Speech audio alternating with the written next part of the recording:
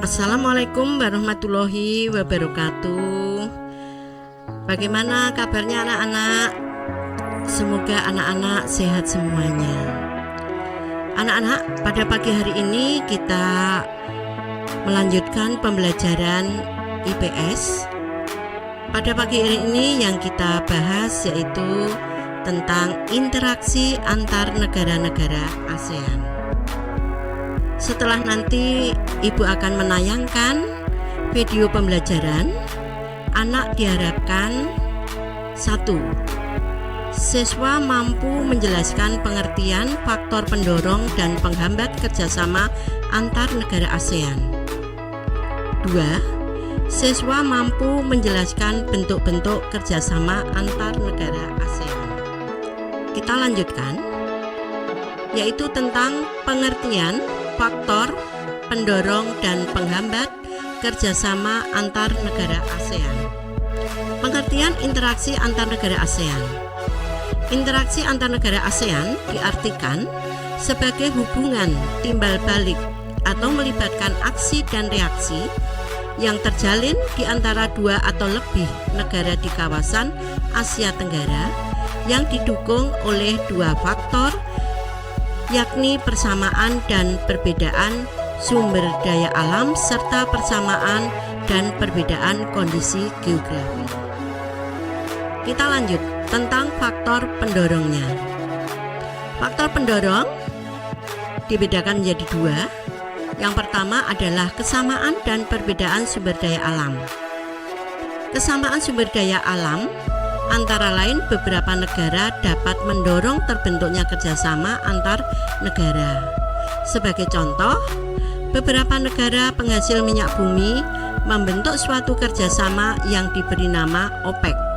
Berikutnya perbedaan sumber daya pangan. Di sini setiap negara ASEAN juga melahirkan kerjasama. Indonesia mengekspor hasil pertanian ke Singapura. Indonesia juga mengekspor beras dari Myanmar dan Thailand untuk memenuhi kebutuhan. Berikutnya yang kedua, yaitu kesamaan dan perbedaan wilayah atau kondisi geografis. Karena kesamaan letak geografis, beberapa negara di suatu kawasan pada umumnya mengadakan kerjasama untuk menjaga stabilitas dan keamanan negara. Contoh, negara-negara yang terletak di wilayah Asia Tenggara membentuk kerjasama melalui organisasi ASEAN. Sekarang faktor penghambatnya. Faktor penghambat di sini ada beberapa macam. Ada 4 faktor. Yang pertama adalah perbedaan ideologi. Adanya perbedaan ideologi atau sistem kepercayaan atau keyakinan yang dianut oleh bangsa di sini menjadi perbedaan ideologi. Tetapi faktanya anak-anak, saat ini hampir tidak ada negara ASEAN yang menutup diri dari kerjasama antar negara ASEAN. Nih, saling bekerja sama ini. Berikutnya adalah konflik dan peperangan. Kondisi konflik dan peperangan yang terjadi di dalam negeri maupun antar negara mengganggu stabilitas negaranya sehingga akan menghambat kerjasama. Ini faktor konflik dan peperangan. Kebijakan protektif yang ketiga. Suatu negara yang menerapkan kebijakan yang bertujuan melindungi kepentingan dalam negeri dan meningkatkan daya saing. Ini adalah yang dimaksudkan dengan kebijakan protektif. Misalnya, tidak menerima impor hasil pertanian karena dapat mempengaruhi kondisi pendapatan hasil pertanian di dalam negerinya. Nah, dampak kebijakan ini juga dapat mempengaruhi hubungan antar negara sehingga memperlambat kerjasama yang harmonis. Yang keempat, perbedaan kepentingan tiap-tiap negara. Jadi kerjasama dibutuhkan bagi perkembangan dan masa depan negara di dunia. Akan tetapi, dalam kerjasama antar negara, tiap-tiap negara memiliki kepentingan yang berbeda. Nah, perbedaan inilah yang dapat menghambat kerjasama yang harmonis. Lanjut, yaitu bentuk-bentuk kerjasama antar negara ASEAN. Interaksi dalam kerjasama antar negara ASEAN. Anak-anak lihat di sini. Jadi interaksi dan kerjasama antar negara-negara ASEAN semakin berkembang seiring dengan munculnya berbagai kebutuhan setiap negara anggota. Antara lain kebutuhan sosial, politik, ekonomi, dan bidang-bidang lainnya menuntut suatu negara untuk berperan aktif melakukan kerjasama antar negara. Hal ini yang terkadang menimbulkan permasalahan sebagai akibat dari keinginan masing-masing negara untuk mendapatkan dan mewujudkan kepentingan nasionalnya. Organisasi internasional kemudian dibentuk untuk mengatasi dan meminimalisasi masalah yang dapat ditimbulkan dari interaksi antar negara dalam berbagai bidang. Nah, sekarang bentuk kerjasama di bidang sosial dan budaya. Kerjasama dalam bidang sosial budaya dilaksanakan oleh COSD, ya, Committee on Social Development. Beberapa bentuk kerjasama di bidang sosial negara-negara anggota ASEAN antara lain sebagai berikut. Nih ada 1-9 anak-anak.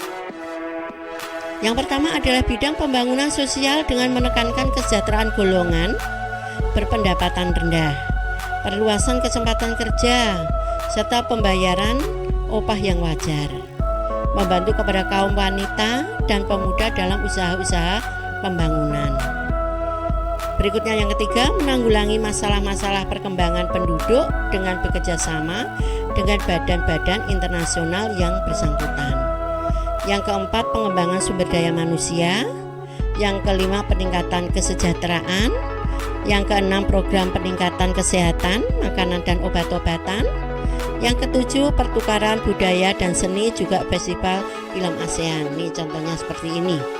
Berikutnya adalah penandatanganan kesepakatan bank bersama di bidang pariwisata ASEAN, ASEAN Tourism Agreement. Serta yang kesembilan, penyelenggaraan pesta olahraga 2 tahun sekali melalui SEA Games, yang kemarin penyelenggaranya adalah di Indonesia. Kita lanjutkan anak-anak, yaitu bidang kerjasama di bidang politik dan keamanan. Kerjasama pada bidang politik ini ditunjukkan untuk menciptakan keamanan, stabilan, dan perdamaian antar negara di ASEAN. Nah, kerjasama ini menyepakati adanya yang disebut dengan YOFAN, Traktat Persahabatan dan Kerjasama, dan di kawasan bebas senjata nuklir Asia Tenggara. Nah, selain itu, kerjasama dalam bidang politik menciptakan ASEAN Regional Forum, ya, untuk membahas kesuksesan terkini yang menjadi perhatian ASEAN. Nah, di sini beberapa contoh nyata kerjasama bidang politik dan keamanan. Antara lain, yang pertama yaitu Traktat Bantuan Hukum Timbal Balik di bidang pidana. Berikutnya, konversi ASEAN tentang pemberantasan terorisme, seperti ini. Yang ketiga, pertemuan para menteri pertahanan, Development Ministers Meeting, atau singkatannya itu ADMM, yang bertujuan mempromosikan perdamaian dan stabilitas kawasan melalui dialog serta kerjasama di bidang pertahanan dan keamanan. Yang keempat, penyelesaian sengketa Laut Cina Selatan. Yang kelima, kerjasama pemberantasan kejahatan lintas negara yang mencangkup pemberantasan terorisme, perdagangan obat terlarang, pencucian uang, penyelundupan dan perdagangan senjata ringan dan manusia, bajak laut, kejahatan internet, dan kejahatan ekonomi internasional. Yang keenam yaitu kerjasama di bidang hukum, bidang migrasi dan konkonseleran serta kelembagaan antar parlemen. Berikutnya yaitu bentuk kerjasama pada bidang pendidikan. Kerjasama pada bidang pendidikan yaitu kerjasama bilateral maupun multilateral di bidang pendidikan terus dilakukan oleh negara-negara ASEAN. yaitu demi tercapainya suatu tujuan peningkatan kualitas pendidikan di Asia Tenggara dan meningkatnya daya saing internasional. Contoh bentuk kerjasama di negara-negara ASEAN dalam bidang pendidikan. Nih contohnya nih anak-anak. Ya, yang pertama yaitu ASEAN Council of Teacher Conversion, diselenggarakan di Sanur, Denpasar, yaitu pada hari Sabtu tanggal 8 Desember tahun 2012 dengan tema ASEAN Community 2015. Teacher Professional for Quality Education and Humanity. Nah, pada pertemuan ini hadir organisasi guru dari Indonesia, Brunei Darussalam, Malaysia, Filipina, Singapura, Thailand, Vietnam, serta Korea Selatan. Berikutnya adalah penawaran beasiswa pendidikan. Contohnya Singapura memberikan beasiswa latihan pengelolaan jasa pelabuhan udara, kesehatan, keselamatan kerja, industri, komunikasi bahari, dan lain-lain. Contohnya Indonesia memberikan beasiswa pendidikan kedokteran. Yang lainnya dibaca sendiri ya anak-anak ya. Berikutnya adalah yang ketiga, negara-negara ASEAN memanfaatkan beasiswa untuk belajar di berbagai universitas di negara-negara ASEAN dan Jepang atas biaya yang diberikan oleh ASEAN Jepang. Berikutnya adalah yang keempat, Olimpiade di bidang pendidikan. Sering diadakan pada taraf regional Asia Tenggara.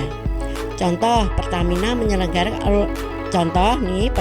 menyelenggarakan Olimpiade Sains Nasional, yaitu tahun 2015. Contohnya seperti ini nih. Nah, jelas ya anak-anak ya. Nah, setelah anak-anak mengamati tayangan video ibu tadi, nanti tugas anak jangan sampai lupa.